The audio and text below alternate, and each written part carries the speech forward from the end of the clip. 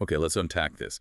We are diving deep into a confrontation defined by, well, toxic power, dark genius, and absolute faith.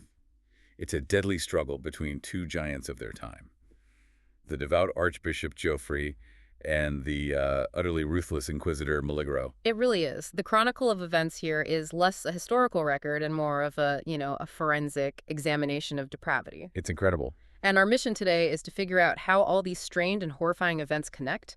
We're going to examine Maligaro's process, the twisted loyalty he commanded, and the final fatal resistance mounted by Geofri. And the stage for this whole conflict. It was set in the most provocative way imaginable. The entire struggle was centered on one physical location. Exactly. The location was the flashpoint, the Chamber of Sins. A name that Geofri himself came up with, ironically. That's right. And this chamber, you have to understand, it wasn't some remote hidden lab. It was Maligaro's personal laboratory, built for him by Emperor Chidus, and it was deliberately placed dangerously close to Geofri's holy ground. The Freesia Cathedral. What we now know as the Fell Shrine ruins. So you have the highest seat of the eternal faith sitting right next door to a lab dedicated to perverting the natural order. The tension was baked in from the start. Absolutely. The sacred and the profane, side by side, it guaranteed a clash. Maligaro wasn't just doing forbidden science, he was rubbing it in Geofri's face. Which brings us right to what he was actually doing in that chamber. Let's look at the science of sin then. As an inquisitor, his focus was on thaumaturgical experimentation. But what does that mean? What were his signature tools? Maligaro's entire body of work was about weaponizing purity. And he was disturbingly efficient. His ambition was to extract and inject corrupt energies. And his central instrument for this was a tool called the spike. The spike. That sounds direct. It is. It was Maligaro's own invention, fashioned to perform a deep injection of powerful corrupting energies directly into living subjects. So it's a delivery system designed to bypass all natural defenses and force a transformation. A dark transformation, yeah. And what exactly was this corrupt energy he was injecting? This is where his genius, as dark as it is, really comes into play.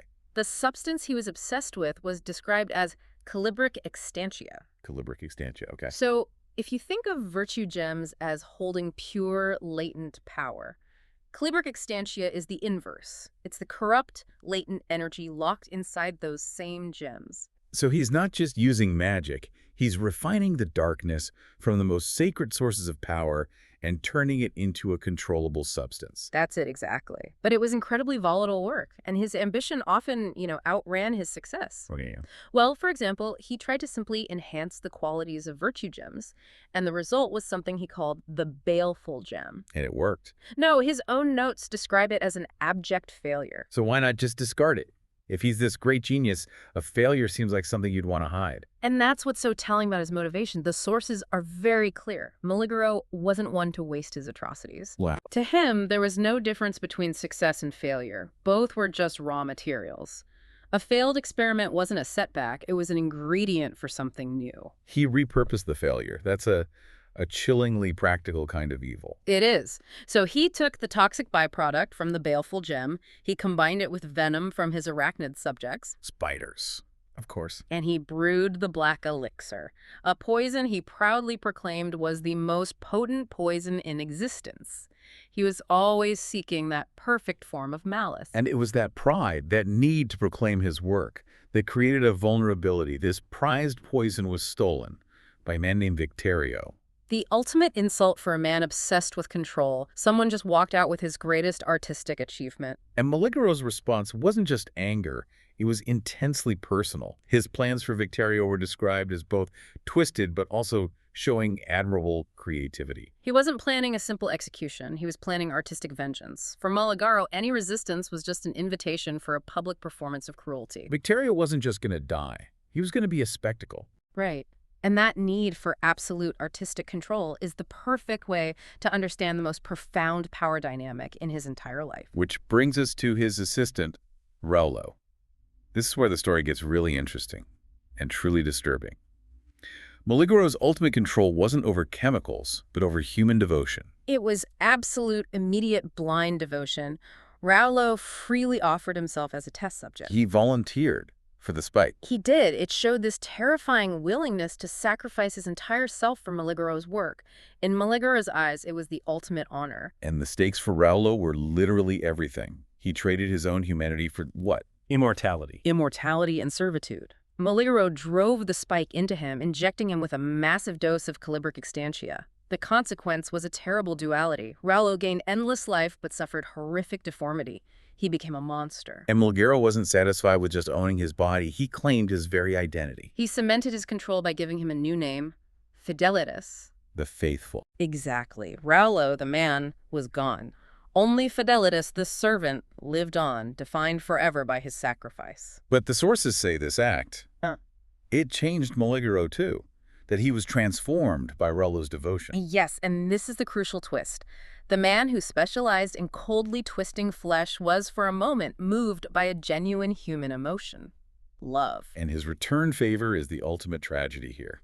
He used his thaumaturgy to return that love, twisting it into something just as dark and controlling. Their relationship became this perverse loyalty, a blind love, where the abuser and the abused are, as the source says, reunited in sin. It's a dark codependent bond, confirmed in Fidelitas' own writings, loyalty itself weaponized. But atrocities of that magnitude, happening right next door to sacred ground, that couldn't go on forever. Which brings us back to Archbishop Geofri. Let's shift back to him, yes. Geofri was a Stoic Templar, a theologian of the eternal faith. He deplored anything thaumaturgical. To him, it wasn't just bad science, it was blasphemy. So the Chamber of Sins existing right next to his cathedral wasn't just an annoyance. It was an existential threat to everything he believed in. Completely. And the moment he learned of Maligaro's horrific experiments, things like what happened to Raulo, he knew he had to act.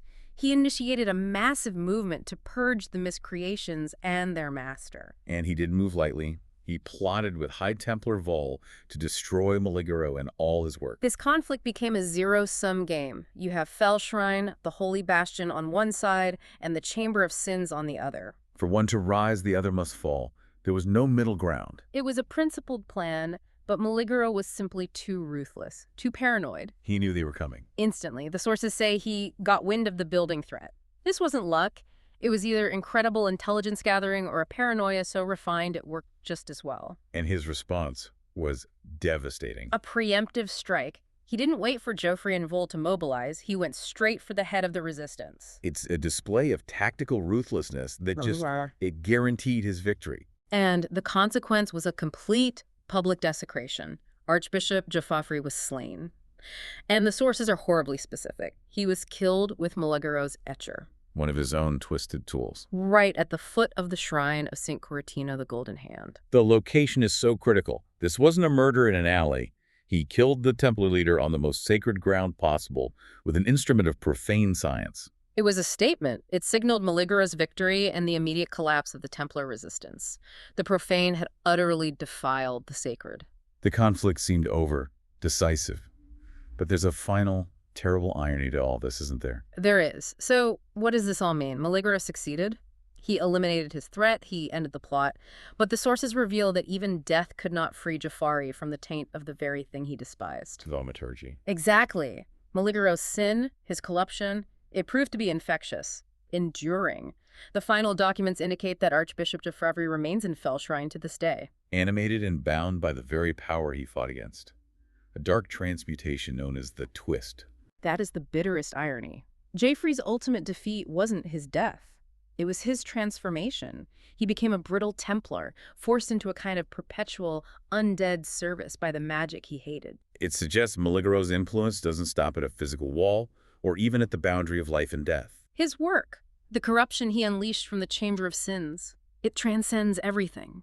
It turned his most principled enemy into one of his own creations. Think about that for a moment.